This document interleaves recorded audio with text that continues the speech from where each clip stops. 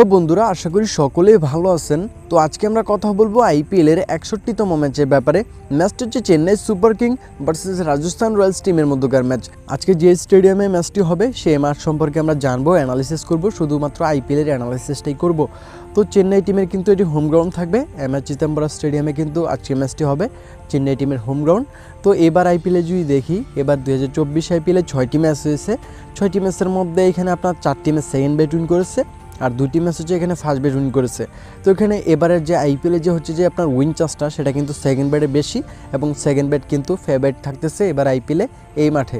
তো আজকে ম্যাচটির মধ্যেও আমার কাছে মনে হয় সেকেন্ড ব্যাট ফেভারিট থাকবে। আর এখানে যদি রানের ব্যাপারের দিকে যাই, রিসেন্টলি 3টা ম্যাচের কথা যদি বলি এবার আইপিএলের, তাহলে দেখতে পারবো রিসেন্টলি একটা ম্যাচে এখানে 162 রান হয়েছে, তার আগের ম্যাচটির মধ্যে 212, তার আগের ম্যাচটির মধ্যে 210 রান হয়েছে। লাস্টে 3টা ম্যাচের মধ্যে 2টা ম্যাচেই কিন্তু হাই স্কোরিং হয়েছে, ভালো রান হয়েছে, আরেকটা ম্যাচে রানটা একটু কম হয়েছে। তো আজকে ম্যাচে কী হতে পারে?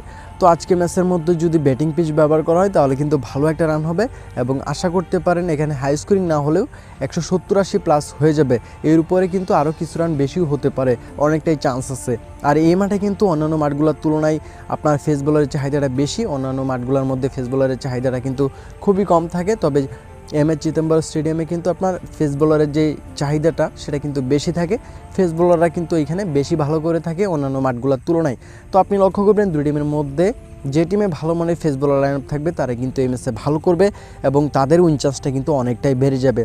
তো ওভারঅল দিক থেকে দেখতে গেলে সেকেন্ড ব্যাটটি ফেভারিট থাকবে, রানটা যেটা সেটা আজকে ভালো রান হবে, আর ফেস বোলাররা কিন্তু এই মাঠে রাজত্ব করবে। টিম রেট অ্যান্ড সাজেশনের দিকে গেলে আমরা দেখতে পারবো এমএসের মধ্যে যে টিম রেটটা সেটা কিন্তু একদম সমান থাকবে, 90-90 রেট থাকবে। আর যদি এখানে টোটালি 20 ওভার টার্গেটের দিকে যায় তাহলে দেখতে পারবো টার্গেটটা কিন্তু অনেক উপরে থাকবে। তো আমার কাছে মনে হয় যেটা আজকে ম্যাচটি টার্গেটটা নিচে নামবে, যেরকম ধরেন 180 বা 185-র মধ্যে টার্গেটটা নামার সম্ভাবনা আছে। তো যেই টিমে আগে ব্যাট করুক এইখানে আসলেই কিন্তু আপনি হবে মেরে দিবেন।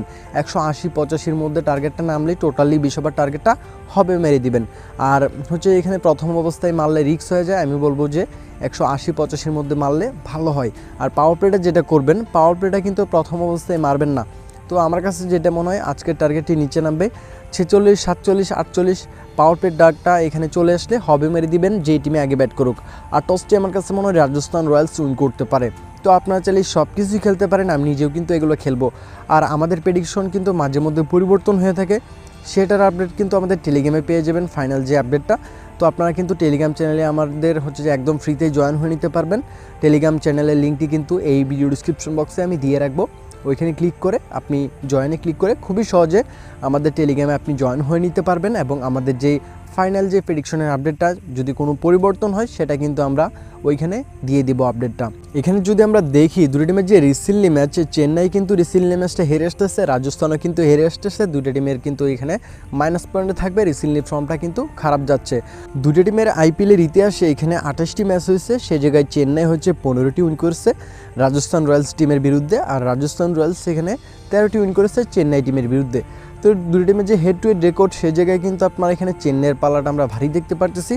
বেশিরভাগ ক্ষেত্রে ম্যাচগুলো কিন্তু চেন্নাই উইন করে থাকে, চেন্নাই কিন্তু রাজস্থানের বিরুদ্ধে ভালো একটা ম্যাচ কিন্তু খেলে থাকে।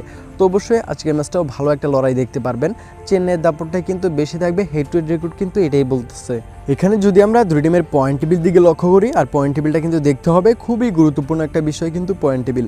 তো এখানে পয়েন্ট টেবিলটা যদি দেখতে পারবো চেন্নাইয়ের জন্য কিন্তু ম্যাচটা খুবই ইম্পর্টেন্ট, বাঁচা মরার লড়াই। তারা যদি এই ম্যাচটা হেরে যায় তাহলে কিন্তু বলা যায় এবার আইপিএলে কিন্তু কোয়ালিফাই করাটা তাদের এখানে স্বপ্নের মধ্যেই থাকবে, বাস্তবে রূপান্তরিত আর হবে না। এখানে যদি আপনি দেখেন রাজস্থান কিন্তু এখানে অন্যদিকে আপনার ভালো পয়েন্ট নিয়ে আসছে, তারা 16 পয়েন্ট নিয়ে আসছে। অবশ্যই তাদেরকে একটু উপরে থাকতে হলে এই ম্যাচটা কিন্তু উইন করতে হবে, তাদের জন্য ম্যাচটা ইম্পর্টেন্ট।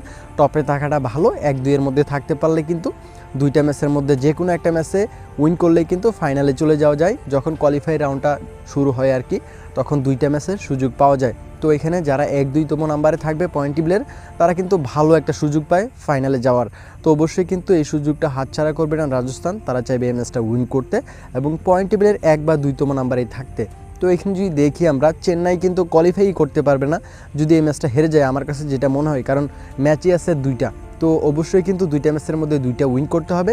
সেম পয়েন্ট নিয়ে কিন্তু আরও 2টা টিম আছে, যেরকম লখনৌ এবং দিল্লি। এখানে 2টি টিমেরই কিন্তু 12টা করে ম্যাচ, এবং হচ্ছে এখানে আপনার 6টা করে উইন 6টা করে হার, সেমভাবেই কিন্তু চেন্নাইয়ের মতো 12 পয়েন্ট নিয়ে আসছে। তো এখানে কিন্তু তিনটা টিমের সেম পয়েন্ট, এবং এই তিনটা টিমের মধ্যে এখানে যদি আপনি দেখেন দুইটা টিম হচ্ছে কোয়ালিফাই করবে আর একটা টিম কিন্তু বাদ হয়ে যাবে। আর বাকিগুলোর কথা এখানে না বললেই নয়, কারণ এই তিনটা টিমের মধ্যেই কিন্তু সর্বোচ্চ হচ্ছে লড়াইটা হবে কোয়ালিফাই করার যে দৌড়টা, সেই দৌড়ে দেখা যাক কারা এগিয়ে থাকে।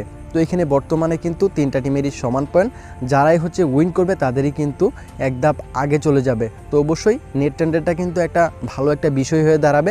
পয়েন্ট সমান থাকলেও কিন্তু নেট রেন্ডারটা যদি ভালো থাকে তাহলে কিন্তু এখানে পয়েন্ট সমান হওয়ার কারণেও কিন্তু নেট রেন্ডার যার ভালো থাকবে সে কিন্তু কোয়ালিফাই করে নেবে।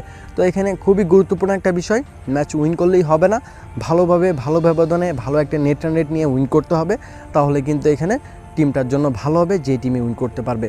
তো বিশেষ করে চেন্নাইয়ের জন্য আজকে ম্যাচটি খুবই ইম্পর্টেন্ট, তাদের কিন্তু এই ম্যাচটা উইন করতেই হবে, ভালো একটা ম্যাচ কিন্তু আজকে খেলতে হবে। আজকের ম্যাচের উইন চান্সটা কিন্তু আমার কাছে মনে হয় সমান সমান থাকবে, 50-50, কাউকে এগিয়ে রাখার মতো নয়। আপনারা ভালো একটা ম্যাচ দেখতে পারবেন। তো ভালো থাকবেন সকলেই, নেক্সট ভিডিওতে আবার কথা হবে। আল্লাহ হাফেজ।